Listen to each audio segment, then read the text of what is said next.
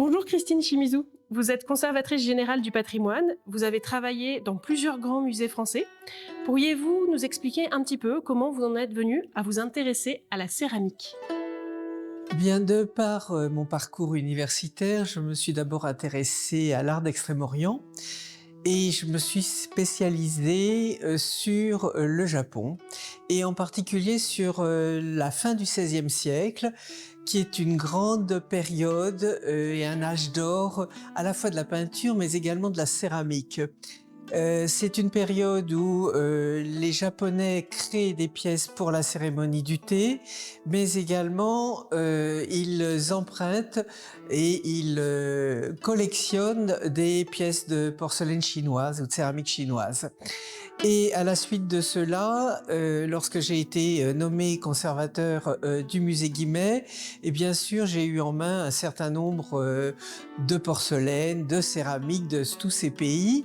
Et par la suite, étant nommé conservateur en chef du département des céramiques asiatiques du Musée national de la céramique à Sèvres, évidemment, mon intérêt s'est amplifié et s'est porté non seulement sur les périodes anciennes, mais également sur toute la production contemporaine d'Extrême-Orient.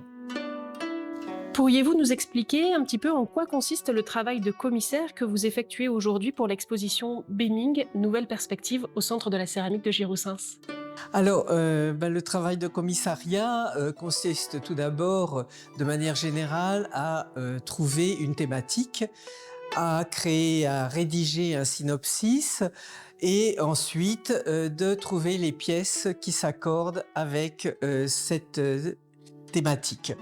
Dans le cadre que nous avons ici de Baiming, évidemment, il s'agit d'un contact direct avec l'artiste et de lui demander de nous prêter des pièces qu'il a réalisées ou de créer des pièces pour l'exposition et ensuite évidemment de négocier ce prêt, d'organiser le transport, la mise en place des œuvres et tout le contexte, si vous voulez, thématique de l'exposition.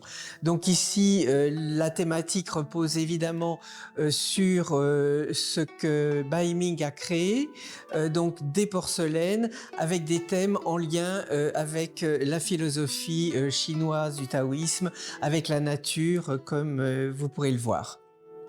Vous êtes d'ailleurs l'une des grandes spécialistes du travail de Monsieur Beming, qui est un des artistes majeurs de la scène chinoise, mais encore trop peu connu en France.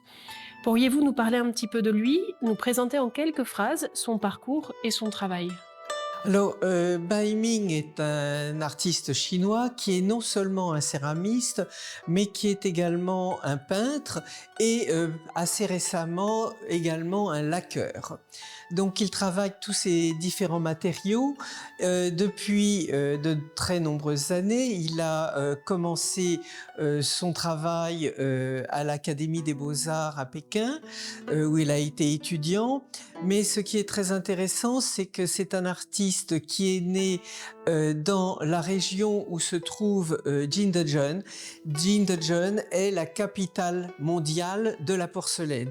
C'est là que s'est développée la technique de la porcelaine et des décors sur porcelaine. Et donc Bai Ming s'inscrit dans cette tradition tout en s'en éloignant par les motifs contemporains et les techniques contemporaines qu'il va utiliser.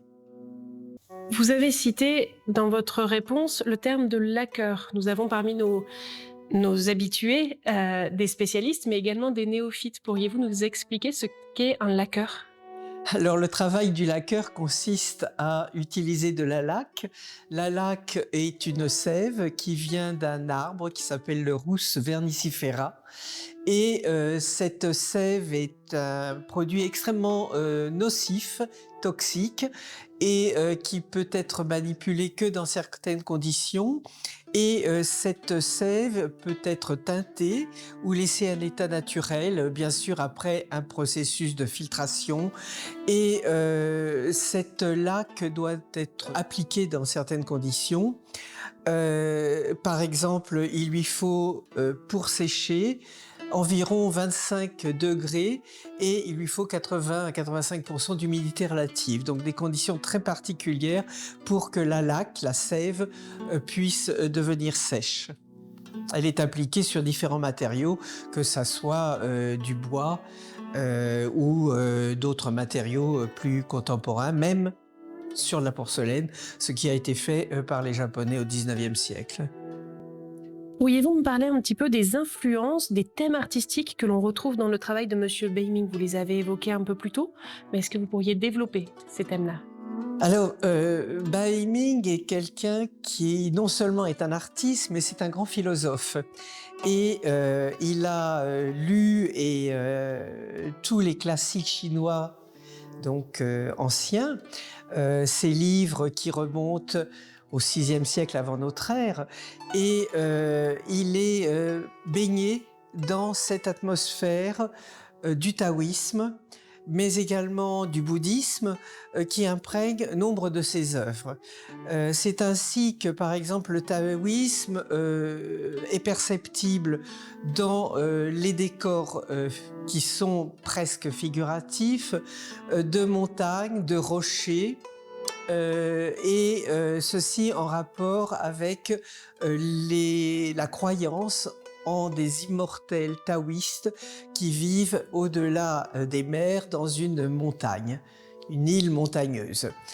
Donc tous ces éléments sont présents dans les décors, mais évidemment il ne s'agit pas de décors réalistes comme on pouvait en faire par exemple au XVIIe ou au XVIIIe siècle sur la porcelaine chinoise. Ces décors sont entièrement réinterprétés et stylisés dans un style, on pourrait dire, d'abstraction lyrique, parce que évidemment Baiming a découvert au fil des années et lors de sa jeunesse la peinture occidentale, à un moment où la Chine s'est ouverte, c'est-à-dire après la révolution culturelle, puisque c'est un enfant, on pourrait dire, de la révolution culturelle. Il est né juste un an avant cette révolution. Pourriez-vous me parler des particularités de son travail par rapport au travail des autres céramistes chinois contemporains? Alors, Baiming travaille donc à Jindezhen. Et Jindezhen est spécialisé dans la porcelaine, mais également la tradition est une sorte de répétition des modèles anciens. C'est-à-dire que jusqu'à l'arrivée de Baiming et au travail de Baiming, le travail des porcelainiers en Chine était un travail répétitif. D'abord, on travaille surtout en manufacture, donc c'est un travail, on ne peut pas dire à la chaîne, mais un travail qui est divisé entre un très grand nombre d'artisans. C'est un artisanat, la porcelaine passe entre les mains de près de 70 artisans avant d'être finalisée. Baiming, lui, au contraire, commence à tourner et va faire le processus de fabrication de la porcelaine de A jusqu'à Z. C'est-à-dire, il travaille la terre et il va jusqu'à la cuisson, les applications des décors, entre autres. Les artisans qui travaillent à Jindezhen travaillent surtout, et travaillaient avant l'arrivée de Baiming dans cette ville, ils travaillaient surtout à répéter des modèles anciens et recréer des modèles anciens, donc il n'y avait pas d'innovation esthétique ou de création nouvelle dans le motif. Avec Baiming, au contraire, on a une nouveauté dans le motif qui est une création de son esprit et non pas une répétition d'un modèle ancien. Dans le travail de Baiming, on a donc une forte innovation, une forte envie de créer quelque chose de nouveau, et en même temps, il y a des éléments qui sont issus de sa culture, de la tradition chinoise. Est-ce que vous pourriez nous en parler un petit peu? Alors oui, bien sûr. Donc on pourrait voir par exemple le thème des roches. Vous avez ici dans l'exposition plusieurs pièces qui vous montrent des rochers qui sont des rochers travaillés par l'érosion, qui sont percés. Ce sont des rochers qui sont particulièrement prisés par les Chinois depuis le XIe, XIIe siècle.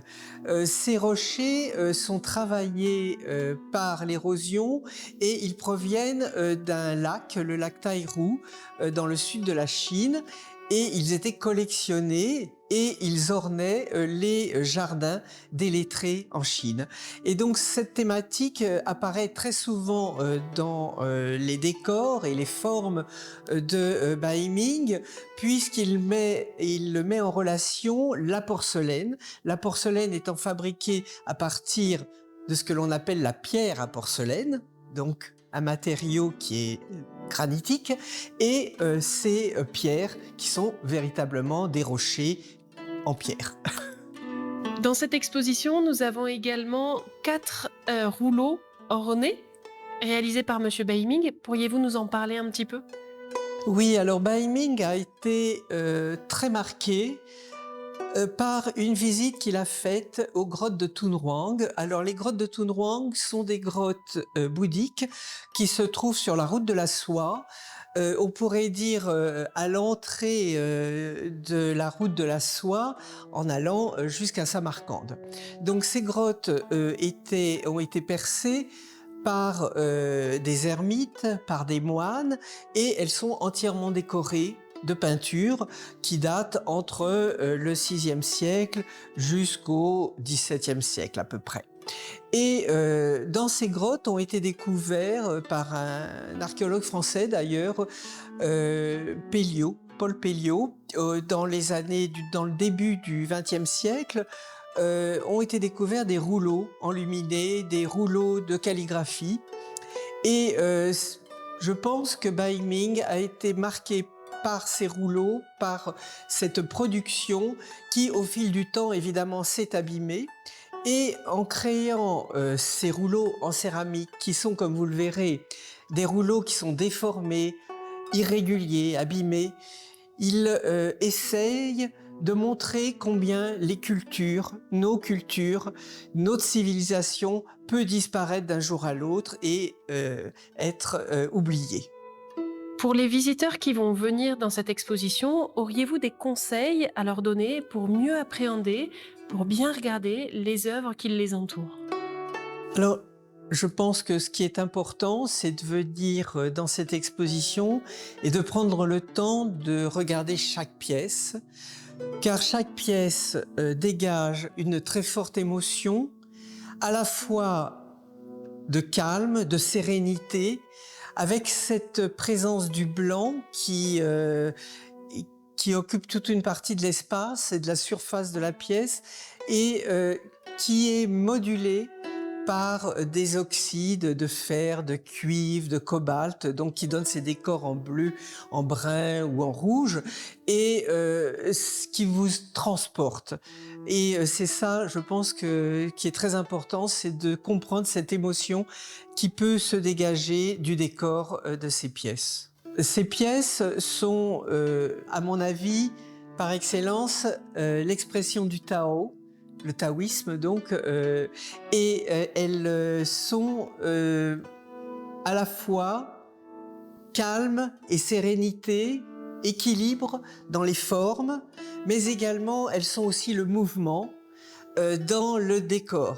Un décor qui court autour de toute la pièce et qui est exécuté à main levée, rapidement par l'artiste au fil du pinceau. Et cette opposition entre ces deux éléments correspondent au yin et au yang, qui sont les principes du taoïsme. Enfin, pour terminer, Bai Ming n'est pas seulement un céramiste, c'est également un peintre. Vous venez de nous dire qu'il décore ses pièces au pinceau. C'est quelque chose qu'il fait systématiquement, que de croiser les deux univers? Alors en fait, les deux univers sont identiques, on pourrait dire, puisque la calligraphie ou l'art de la peinture au pinceau, à l'encre en Chine, sont des univers similaires. C'est-à-dire que lui réalise des peintures avec le pinceau et l'encre sur du papier blanc. Et là, il réalise donc au pinceau, sur une porcelaine blanche, un décor.